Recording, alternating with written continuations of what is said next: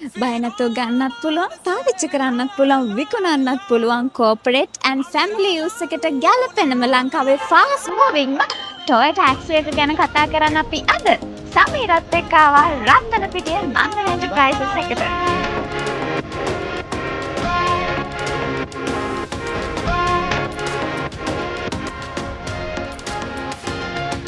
Toyota Axio ඇයි ලංකාවේ මෙච්චර ජනප්‍රිය ෆැමිලි වෙහිකල් එකක් එක්සිකියුටිව් ක්ලාස් එකේ වෙහිකල් එකක් විදියට පාවිච්චි වෙන වාහනයක් තමයි මේ Toyota හයිබ්‍රිඩ් ටෙක්නොලොජි එකේ නම්බර් 2 කියන එහෙම නැත්නම් version 2 කියන කැටගරි එකට මේක අයිති වෙනවා 1.5 ලීටර් 4 සිලින්ඩර් එන්ජින් එකකින් සමන්විත මේ වාහනේ හයිබ්‍රිඩ් කියන ටෙක්නොලොජි එක යටතේ දහවණය වෙනවා. මේකේ තියෙන විශේෂ ෆීචර්ස් ගණනාවක් තියෙනවා. ඉතින් මේ වාහනේ විශේෂයෙන්ම ගත්ත කෙනෙකුට ගත්තා වගේම ඉතාමත් හොඳට ඉතාමත් පහසුවෙන් මේන්ටේන් කරන්න පුළුවන්.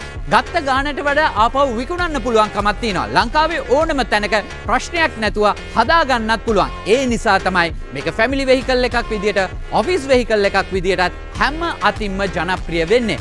fully hybrid technology එකෙන් යන්න පුළුවන්. EV mode එකෙන් මේක යන්නත් පුළුවන්. තව modes ගණනාවක් තියෙනවා. මේ වාහනේ ඇතුළට ගිහිල්ලා බලමු මේන්ටේන් කරන්න පහසු, ධාවනය කරන්න ලේසි, ලංකාවේ වටින වාහනයක්, හොඳ මාකට් එකක් තියෙන වාහනයක්. ෆීචර්ස් ටික බලමු ඇතුළට ගිහිල්ලා. Toyota Hybrid System 2 කියන concept එකේ වාහනයක් තමයි මේ. Axio එක සාමාන්‍යයෙන් drive කරන්න පුළුවන් range එක විදියට සැලකෙන්නේ ලීටර එකකට කිලෝමීටර් 16 සිට 23 දක්වා යන්න පුළුවන් කියන දේ සඳහන් කරනවා.